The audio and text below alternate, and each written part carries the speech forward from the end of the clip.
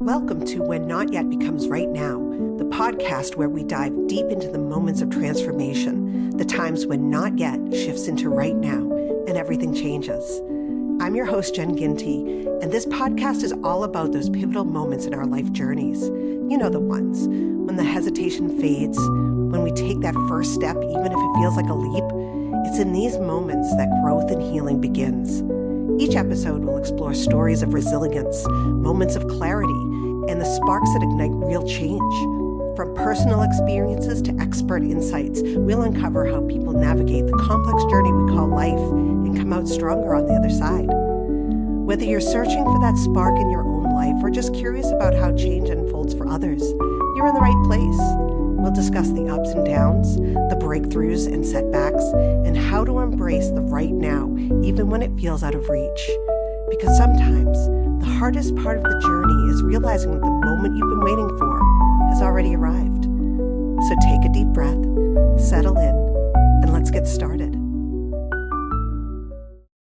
Hello, and welcome to When Not Yet Becomes Right Now. Today I have a very special guest on. His name is David, and let me introduce him. David Douglas is an author, counselor, and mindfulness practitioner dedicated to promoting mental well-being through gratitude, optimism, and self-care. After overcoming personal struggles with substance use, David has spent years integrating mindfulness and meditation practices into his life, drawing on various spiritual traditions, including Buddhism and Celtic spirituality. His journey of resilience and transformation led him to become a counselor, where he now helps others navigate their own paths to healing. Through his book, A Guide to Cultivating Optimism, Harnessing Gratitude, Optimism, and Compassion for a Fulfilling Life, David shares his insights on how gratitude and optimism can transform one's mindset and life, offering readers the tools they need to create lasting change. Welcome, David. Thanks for having me. I appreciate it. Yeah. So glad you could come on the show. So let's get into it. Tell us your origin story. All right. Well, that starts out a long time ago because I'm getting older, but I'll try to keep it exciting. So I grew up in the Midwest, and I grew up in a pretty big family. Actually, my mom had children, and she was divorced, and my dad had children too, and his wife had actually passed away, unfortunately, from epileptic seizure, and he was left with 5 kids. And my mom, she had 2 boys, and then my grandmother actually introduced them, and then once they got together, kind of like the Brady Bunch, they decided to have more children, and they had me and my twin sister. What a surprise! Wow. And then, it was crazy. And then my mom actually had my younger sister Ruth when she was 42 years old. Wow, And yeah.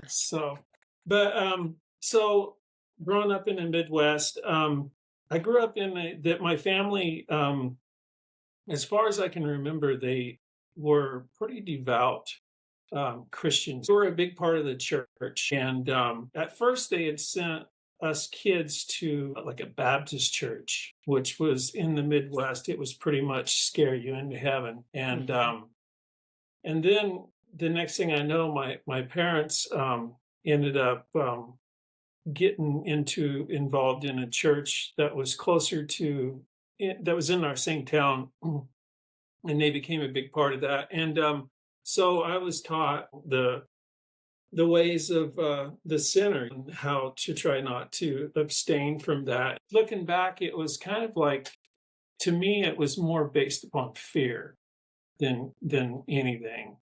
And I never ever really felt attracted to it. And I don't really know why. It was like I would see people who were like really super devout, and they would do all the motions and stuff during church and everything like that. And I don't know. I just always had this like, what is this, But one thing that it did instill on me was, and not to be totally negative about Christianity, because I'm not, but one thing that it did instill upon me was guilt, because how they taught and everything, it was like I was young, and it's like these certain, I would say instincts or whatever that I had of kind of questioning things and looking into things and stuff, and some of those things were taboo to them, and I never really quite understood that. And but one thing uh, that kind of correlated with that was in the area that I grew up with older brothers and cousins and stuff that I was close to. It was very much kind of a party central. I mean, people they like to party, and so I grew up in this time period, which was like in the mid to late 80s, to where I was kind of becoming into my teenage years, where if anybody that lived through that knows that, there people looked at you partying different. It was always fun. And I see that has changed a lot, which is a good thing. But at the time growing up, it was pretty normal to go out drinking and everything. And so we did, and I had uh, my older brother James, who I ran around. We shared a room and everything, and we had this neighbor that lived. Well, he was kind of a neighbor. He lived kind of probably a block away. You could see his house from our house, and he was kind of not a very good influence. And I'm sure that we probably weren't either. But we used to drink a lot, and it's like at the time, I didn't really see it, but I remember the first time that I actually really drank, and I remember being able to drink a lot. And I was just like, "Oh, this is kind of weird."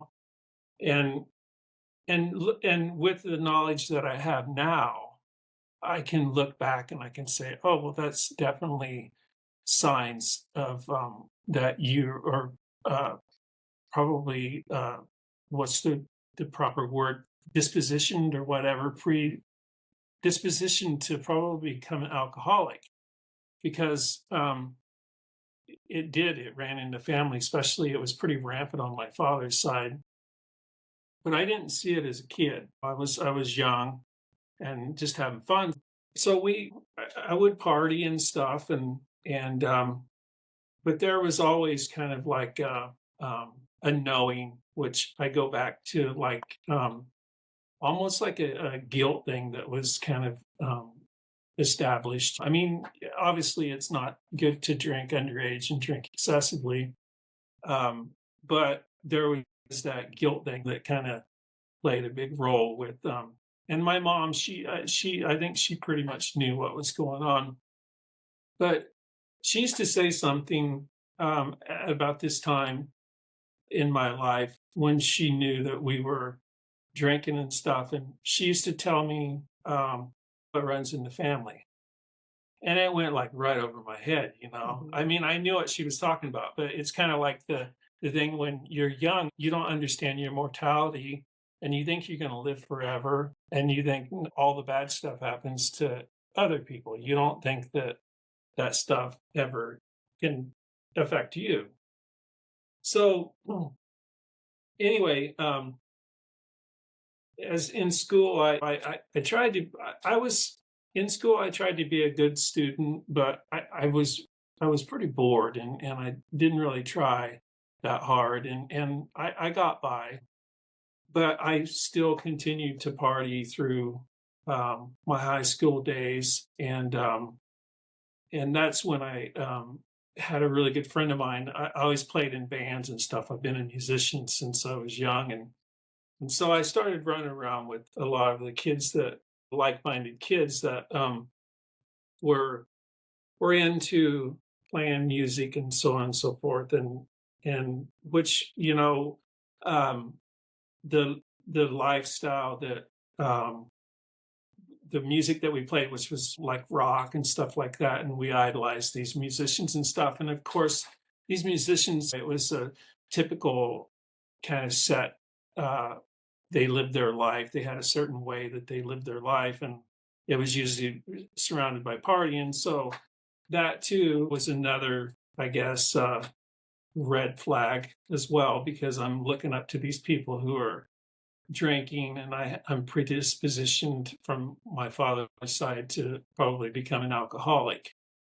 And but I didn't see it. I was having fun, and looking back, it was like I probably could have toned it down to a certain bit. But one thing that I did have with me though, that I do looking back as an adult, is I always had like this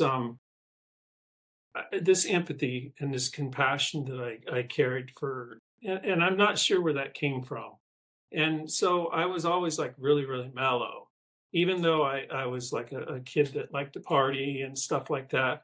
I always tried to stop and think about other people and stuff like that. So even though I was doing that stuff, I still had this conscience that would speak to me and say, how is this going to affect other people or whatever like that? And including yourself. But I think that that was a saving grace. And whether that goes back to the teachings of the church or whatever, I don't know. I'm sure that it did.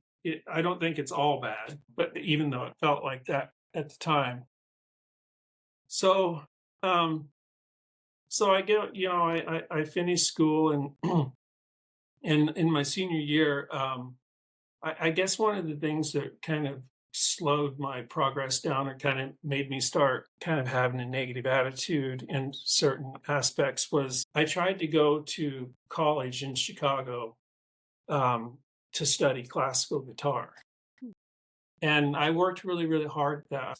I was always very disciplined with my practice because I was like really, really super focused and just super driven. That's what I wanted to do. I was one of those kids that actually found out young exactly. I mean, I knew that that's what I wanted to do. And so I've worked hard at it, and I got an opportunity to audition for the Chicago Conservatory of Music, and I learned two pieces, guitar pieces, and one was from uh, I can't remember the name of it. It was a Latin song. It was from like the 1600s, and it was actually written on lute. And then I learned Boxbury in E minor, and I played that, and they and I passed the audition, and they said that I was definitely able to I could go to school there. I was good enough, and I was like ecstatic. And so I told my parents, and they were like, well, what are you going to do? How are you going to make a living doing that? Mhm. And I was like, well, I don't know, but I think I can figure something out. And so they didn't really encourage me to continue on with that. And when we didn't have a lot of money growing up, actually we had very little. My mom never worked, but my dad, he worked a factory job.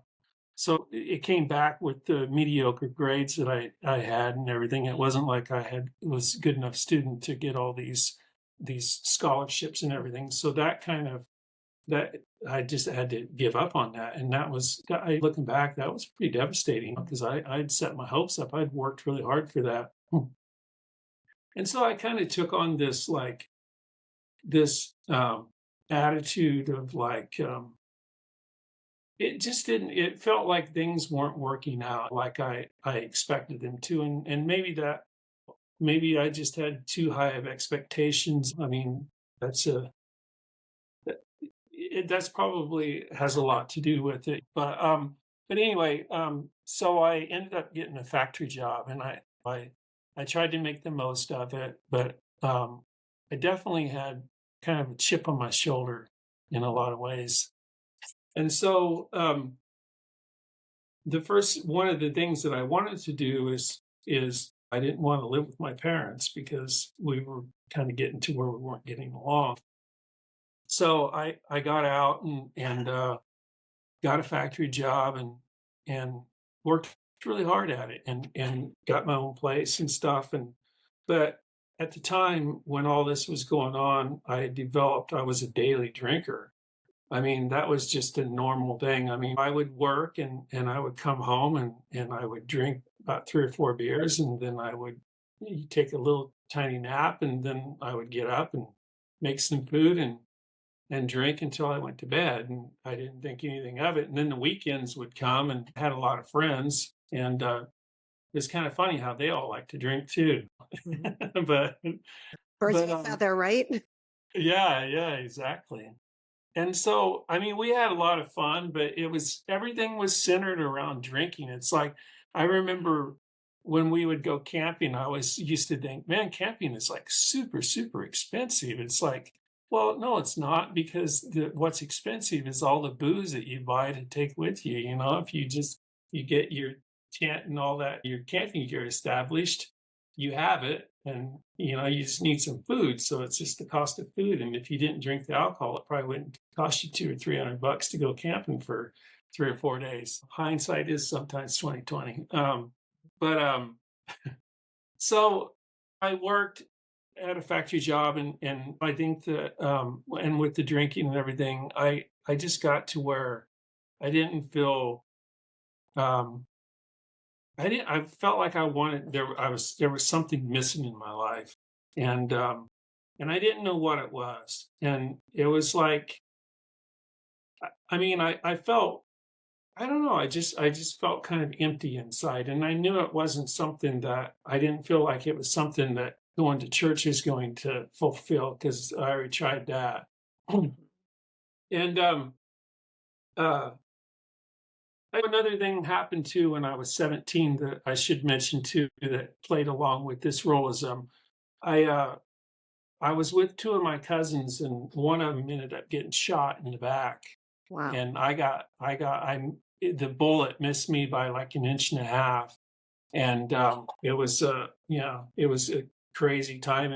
And I think that I went through like this in the process of that. I went through uh, almost like a nervous breakdown. I was 16 years old. Mm. And so I had that, and that really changed a lot of stuff.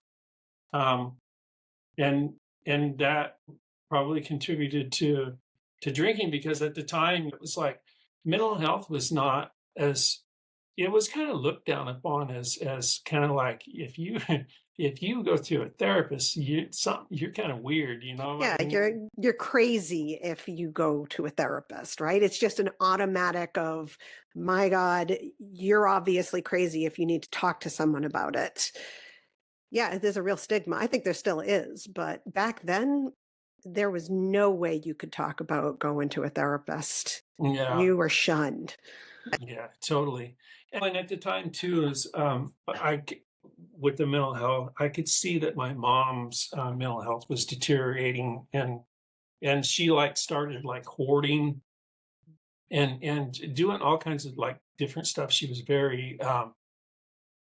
very abrasive when she would talk to us, and how she talked to us and stuff like that. So that was one of the reasons why I was like, man, I want to get out of this. I want to get away from this. And so anyway, fast forward, I was working in the Midwest, and I had a factory job, but I just felt like a disconnect, and I didn't know what it was. And I had a kind of like a really biased attitude, and kind of like,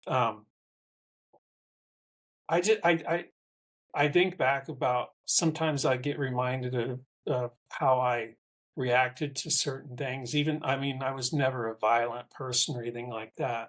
But I could be a real jerk, and had my own biases and stuff. And I just look back and I kind of think, man, I'm glad that I changed from that. But my grandmother was living in Oregon, and and I don't even know what caused me to do this, but I talked to my mom and I said, "Hey, the next time you talk to grandma on the phone, can you ask her if I can come out and visit?" And she was like, she came back, and a week later or whatever, and says, "Yeah, grandma was like, why would you think that you couldn't?"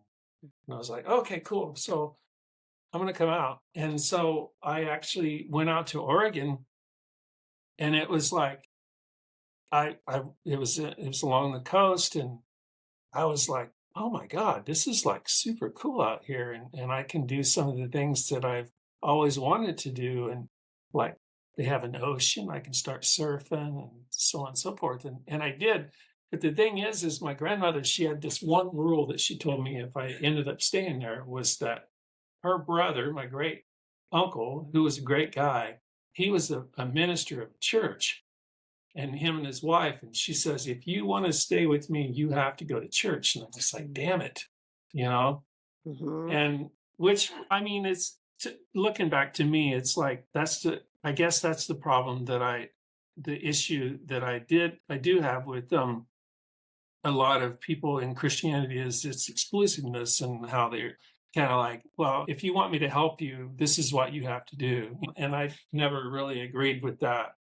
I And think so that's I think that's very generational, to be honest, because my mother was also very much like that. The religion thing, we could go on for hours about religion and guilt. I think that's a really important topic because people don't really think much about like how religion affects you and the things that are taught to us that are supposedly the right thing, right? Quote, right thing to live your life as.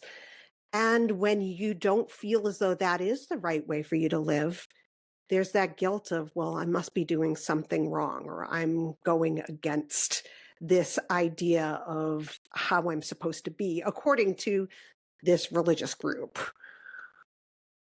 yeah, I agree. And that question was presented to me. I was playing at a music festival one time, and I was talking to this guy. It was like this total hippie festival. It was cool, and and and I was talking about a situation um, where I was actually feeling guilt, and the guy stopped me, and he says, "You ever think that that might be just originated from your Christian upbringing?" And I was like, "Oh yeah, I've never really stopped to think about it, but yeah."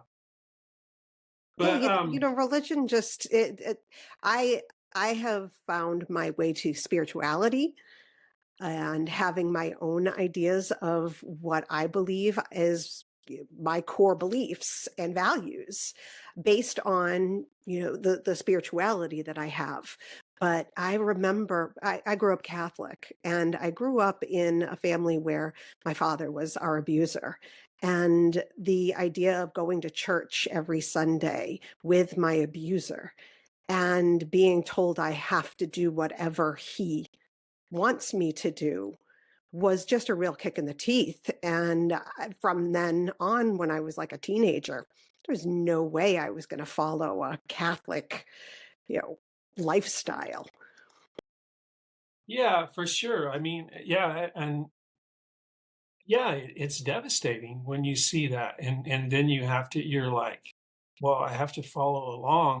It's almost like you feel like you're locked in a cage because you can't, you have to kind of surrender to their to what they want.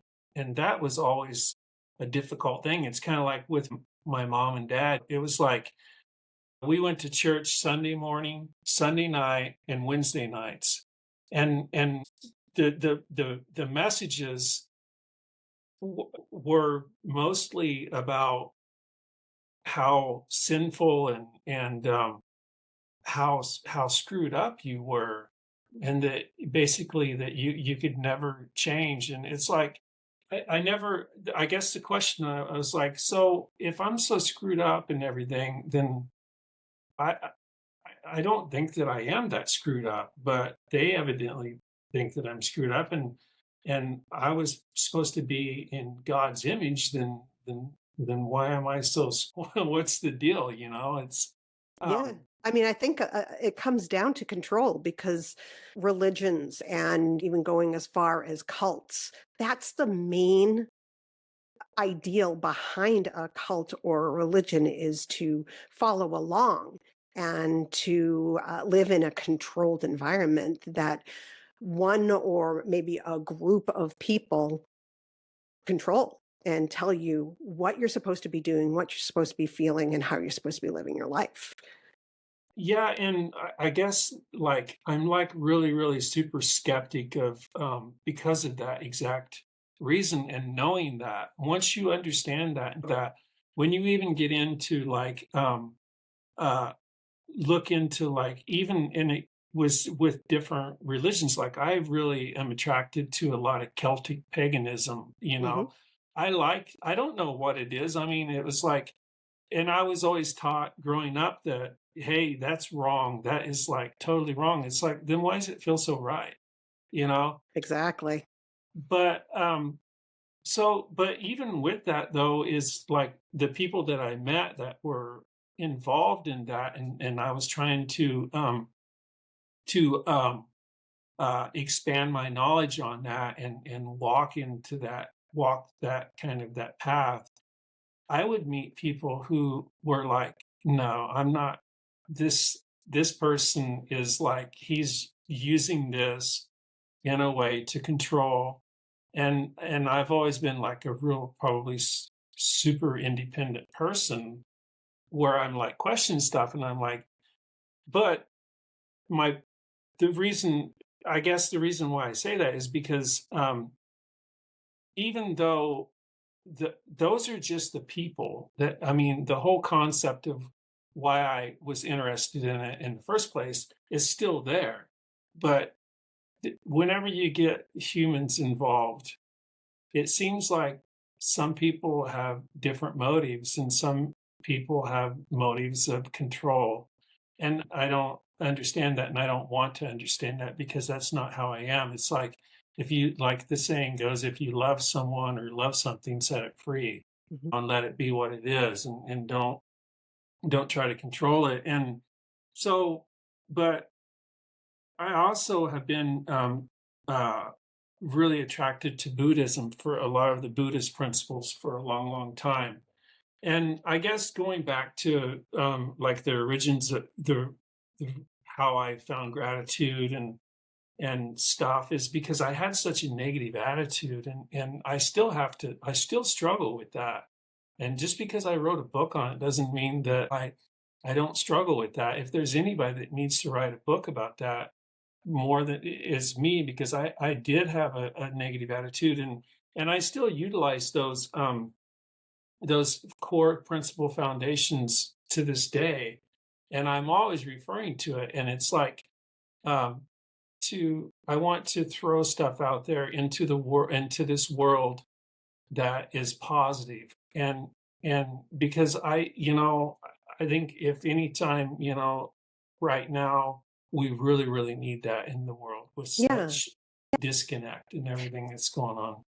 Oh, absolutely. And, when you live a life where someone is always pointing out the negatives to you, either about you or about things around you, your atmosphere, it's really hard to pull yourself out of feeling those same negative thoughts because they're getting ingrained in you, whether it was your mother or, just people around you giving out that negative idea whenever you do something there's something negative about it, like when you wanted to go to college and you had the skills to go to college and do what you really wanted to do, and then having someone turn around and say, well, you can't do anything with that.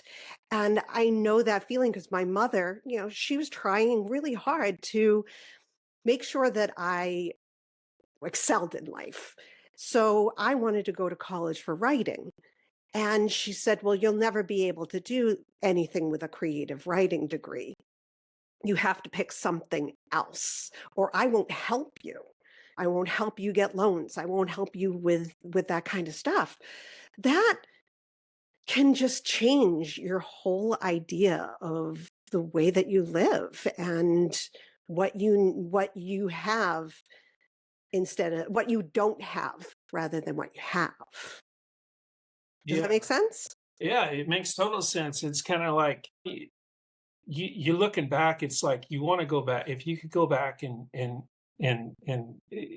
relive that experience, knowing what I know now, you'd want to say, "What do you have? A freaking crystal ball or something? You can see the future." And I think that goes along with like people who get disconnected with optimism Mm. because of that stuff. And so pulling yourselves out of those trenches and stuff, the things that helped me do that were little subtle tiny, simple things that for some reason, I don't know, I was able um, to to to get a little bit of it and bring it into my life and kind of um, try to make it expand.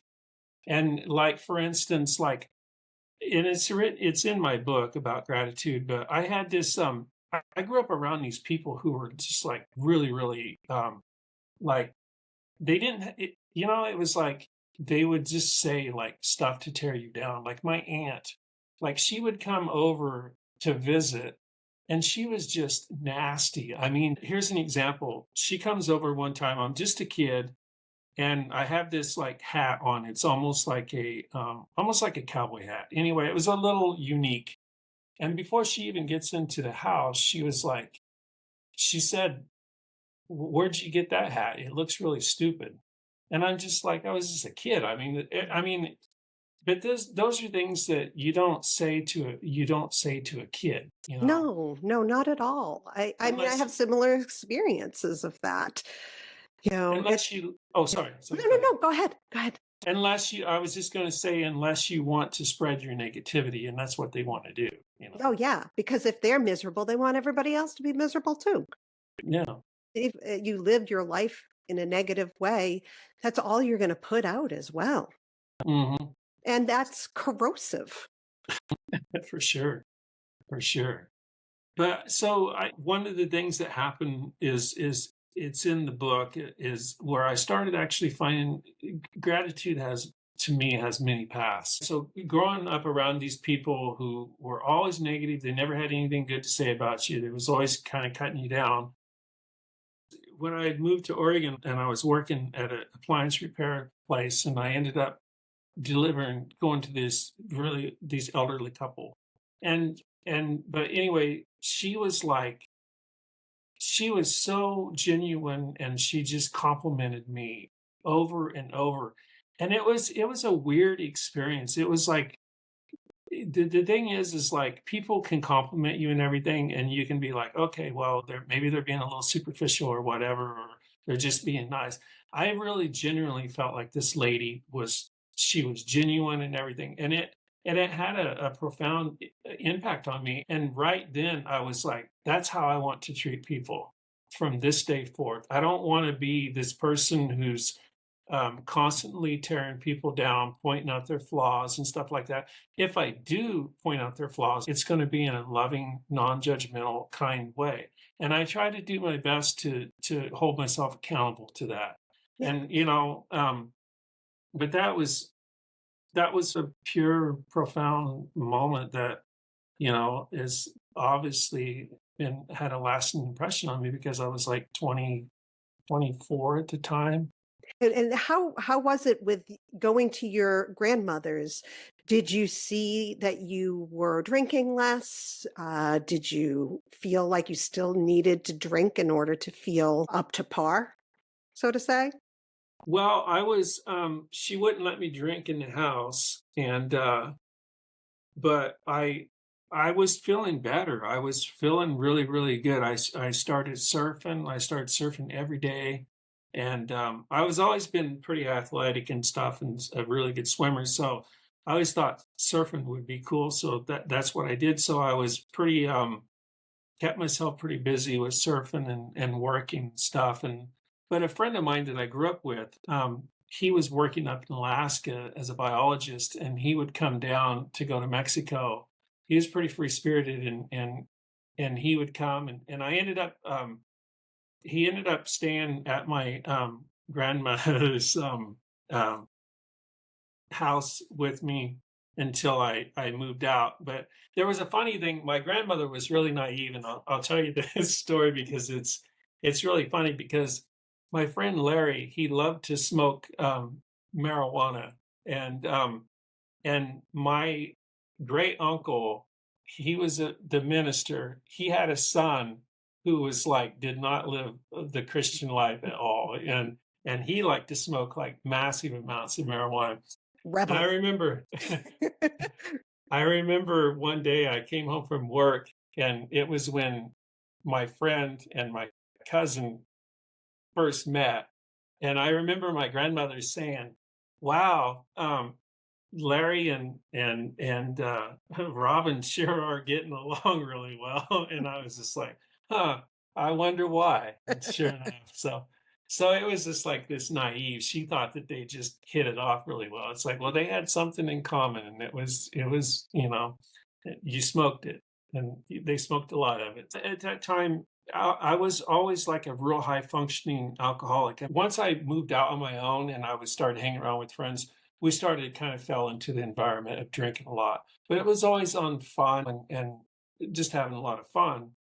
But yeah, I mean, I did looking back, I was like, yeah, I definitely feel better not being hungover. But I was young and so my body handled it really well. But and then you know, as far as the drinking goes, I definitely continued to do it. I got back on that path, and I would drink heavy for a while, and then I would stop. But when I would drink, it was always like a daily thing, whether it be 4 beers. I just thought that that was normal. I really honestly did. I was just like, that's how my all my friends do it. They they go to work, and when they get done with work, Crack a they beer? yeah, crack a beer and you crack a bunch. But so I ended up continuing to drink, and then I wouldn't drink, and then I ended up in this relationship, pretty long relationship. It lasted 14 years, and we never got married. We were living in sin. Um, but But in the meantime, I had learned how to frame houses, and so I always wanted to live. I like living up in the woods, and I kind of I got a job as a maintenance guy at this creamery, and that was like it was a small town, coastal town, and that was like one of the best jobs that you could had. So I pretty much just kind of settled in to say, this is my life. This is what my life is supposed to be. I'm going to go and work at this factory as a maintenance guy, which was a cool job. I mean, I learned a lot, and I kind of gave up on the music other than just playing for myself. And I ended up buying a piece of property because I liked being up in the woods. I always feel really comfortable in the forest. And I built a house. It was a 2-story home that I built. It was small. It's only like 500 square feet, and it was like totally off the grid because the power company wanted a bunch of money for me to put the uh, electricity in, and I didn't really want to pay for that. So I went totally off the grid, had solar panels and stuff, and had a well drilled. I witched a well. I have that talent. I've witched Wow. actually. Yeah, I'm like 4-0. Nice. I built this house and it was cool. I lived up in the woods, but I was still drinking a lot. And but something happened that actually was a life changing experience. I woke up one morning and my bottom lip was like totally swelled up, like where it was ready to burst. And I thought I got bit by a spider. Oh my goodness. Yeah, and it was kind of weird. And I was living up 17 miles away from town, up in the mountains. And I was like, that was weird. And I went back to sleep, and I woke up and I was like, um, called a friend of mine, and I was talking to him, and I was like, I don't know, like 4 o'clock this morning, my tongue or my lip swelled up, and now it's kind of gone, but it's still kind of swelled. He was like, oh, it's probably something you ate or something. And I realized while I was talking to him that I was having a hard time articulating my words, and the reason why is because my tongue was starting to swell up. Oh, wow. Yeah, and so I went into the hospital, and literally just the right side of my tongue swelled up. It was Wow. just crazy. Yeah. Yeah, that's So, yeah, it is weird, but I've always been kind of weird, special, unique. that's right. Um, but what I ended up finding out after having that um, was I got diagnosed with hereditary angioedema, Hmm. and that was something that my mother and my grandmother had. So it continued to happen, and it would be like really scary. Like I've had my tongue swell up so much that I couldn't keep it in my mouth. And I was in a hospital, and there's nothing that they can do for you other than give you like um, this special shot, which has basically got blood plasma in it, which has C proteins or whatever. Um, but it was devastating because it was like I was really, really happy in my life there. Things were working out. I was making good money. I was really healthy. I felt really good. I had the house that I had built with my hands. Things were going good. And then it was like, bam. And what was scary about it was like, I would be fine during the day.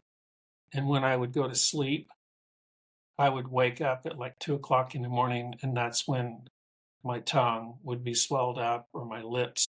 I didn't know what was causing this. And it was like literally having a monster sleeping underneath my bed because I didn't know if it was going to happen the next morning, because it was like you would literally like be living in this nightmare when I was in the hospital. And I come to find out that now my wife today she's super, super smart. She's a food scientist, and she has a degree in chemical engineering. And oh yeah, I'd split up with the other one, just so you know. And but I was devastated. I was drinking a lot because I felt like my life was over. It's like, how am I going to deal with this? So she did some digging and stuff, and come to find out that milk proteins were triggering it. There's other things that are contributing factors. But I was working at a creamery. I Oh, was a yeah, maintenance guy. that's right. Oh, man. And so that was the end of that job. So here's how much to give you an idea how bad it got with um, my drinking is I entered myself into a treatment facility because I was literally was not eating. I was just drinking constantly. And I was like, I'm gonna die. And I would go through withdrawals and my hands would shake really, really bad and stuff. And I went to a treatment facility outside of Salem, Oregon. It was a great place. And I must have liked it really well because I ended up going 2 more times to that same facility. I would relapse. I would go like a year and I'd be like really good. And then I would have the hereditary angioedema attack or something, or this, what we call in the substance use disorder world is euphoric recall. I Okay. struggled with that, always remembering the good about drinking and not the bad. Mm. And I would relapse. I would go like a year or whatever, and then I'd be like, no, I'm fine. I'm normal. I can drink normal. It's like, and I would for a little while. And then it was like, oh, nope, guess I'm not. Mm. And so it was kind of humbling. But there was a time where I still ended up going again a couple of different times before I'm like, okay, I can't do this. Mhm. And that's kind of what inspired me to become a substance use disorder counselor. But I went one time. I which you do not do. I withdrew on alcohol without any Mm. medical assistance and Yeah, that's stuff dangerous. up the cabin, Yeah. which I Oof. called the cabin, and I was hallucinating. I remember I was walking down this path that I knew really well, and I knew that there was nobody else on here, and I would actually see people. I saw a guy sitting along the side of the road. I can still describe him to this day. And I was thinking, what in the world? Why is there a dude up here, man? This is like crazy. And I started getting kind of defensive and I walked on the other side of the path and he like disappeared. It was crazy. That And that's wild. yeah. So you've gone through a couple of times where you relapsed. What was that time? What was that moment that was, this is it. It's done. I'm finished with alcohol. when I realized how much my alcoholism was affecting other people. Mm. It kind of like, um, I realized how kind of for lack of better words, how big of a dirtbag that I kind of became. I was becoming somebody that was totally going against every grain of my personality, of how I looked at life and how I treated other people. And this the negative impact and how much people were concerned about me. They were like, "What? Yeah, this is like a totally different. This is not you, you know." Mhm. Yeah, no, that's understandable. So, how did you get yourself into counseling others, especially the book? Tell us about the book. Um, well, I just met a lot of really cool people who were my counselors, and they told me, the counselors told me, they said, "Man, you should really consider getting into this field because you would be really good at it." And I'm like, "Really?" And they were like, "Yeah, you just your personality." And one counselor said, "I'm wanting to start a treatment facility in Hawaii, and I would hire you in a heartbeat if you had your credentials."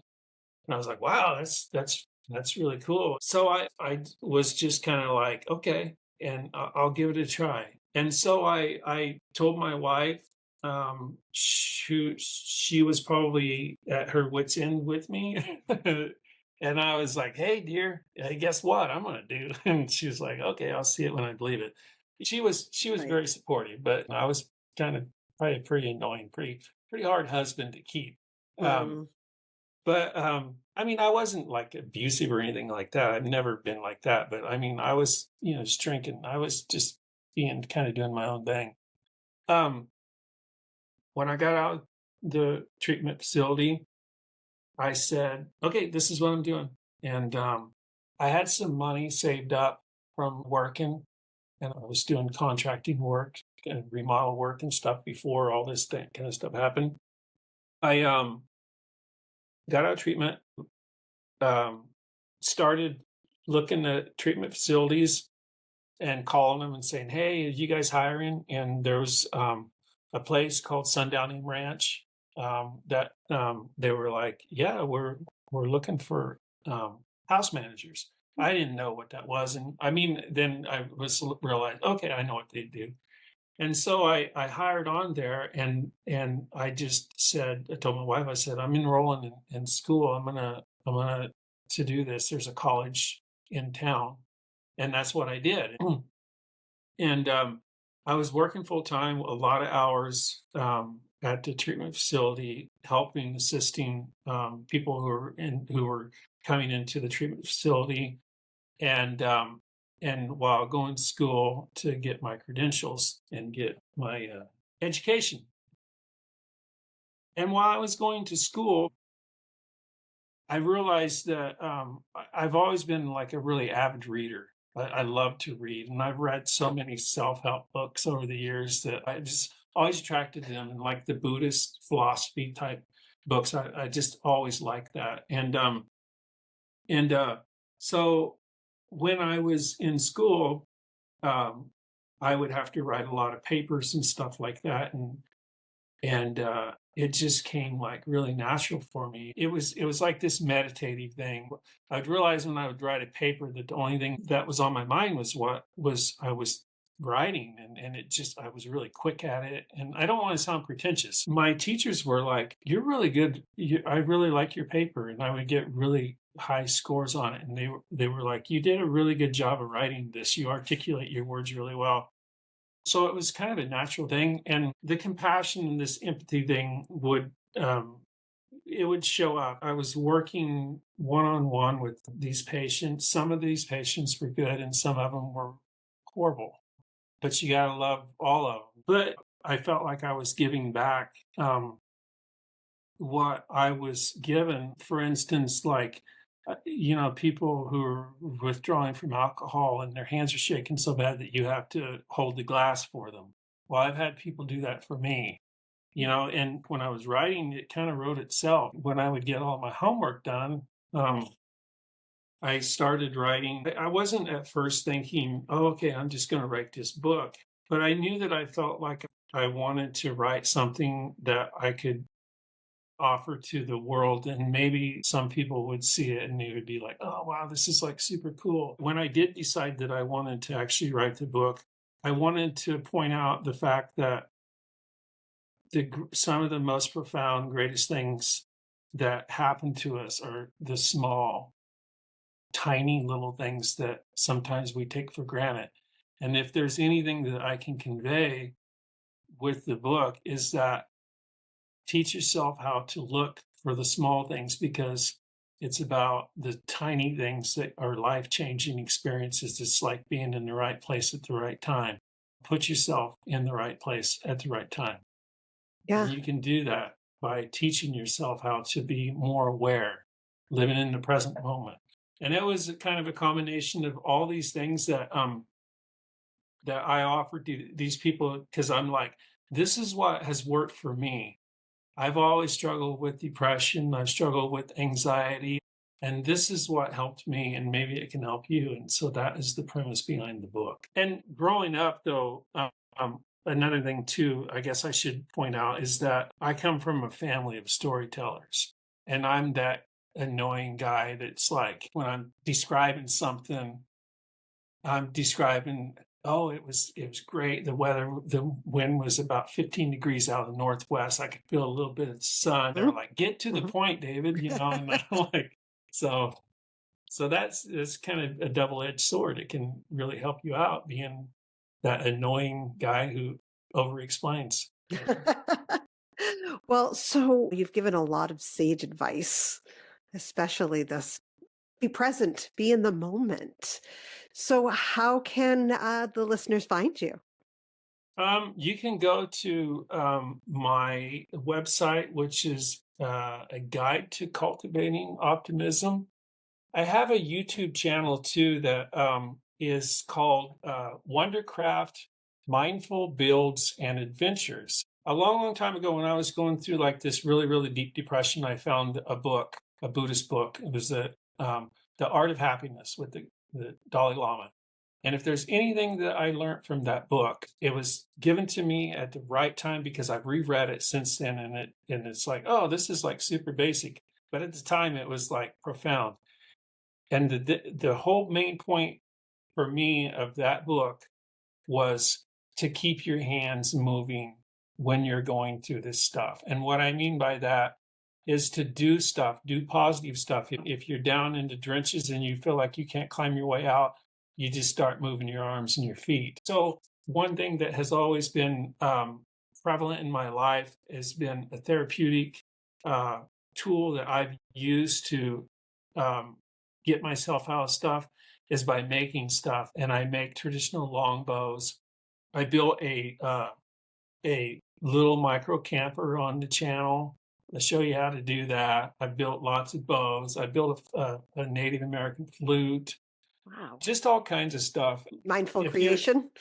yeah, but I started out with, I had the name of it was Cultivating Optimism, and it was mostly about like how to live in the present moment. And I wanted to reflect in the book, but it seemed like it was taken off very well. And so I thought, well, how else can I, do this and convey my message? And so I switched it over and I started just building stuff. I think I've made like 40 videos so far. Wow. And yeah, so it's fun. I enjoy it. It was like a learning curve. So you can find me there. The book is on Amazon, and then Great. I have a website, a guide to cultivating optimism .com, I believe. And yeah, so That's great. And I'll put that all in the show notes. yeah, appreciate Well, it. thank you so much, David, for coming on the show. It was such a great conversation. Cool. Well, thanks for having me. I appreciate it. Absolutely. Thank you for joining us for this episode of the podcast. This show is produced by Phoenix Freed LLC, and I'm your producer, Jen Ginty. We hope you found today's conversation insightful and inspiring. If you have a story of your own about when a not yet moment became a right now, we encourage you to reach out and share it. You can find more information about being a guest on our show at whennotyetbecomesrightnow.com. not alone on your journey. Whether it's a journey of healing, growth, or transformation, every story matters. Thank you for listening, and we'll catch you next time with another inspiring episode.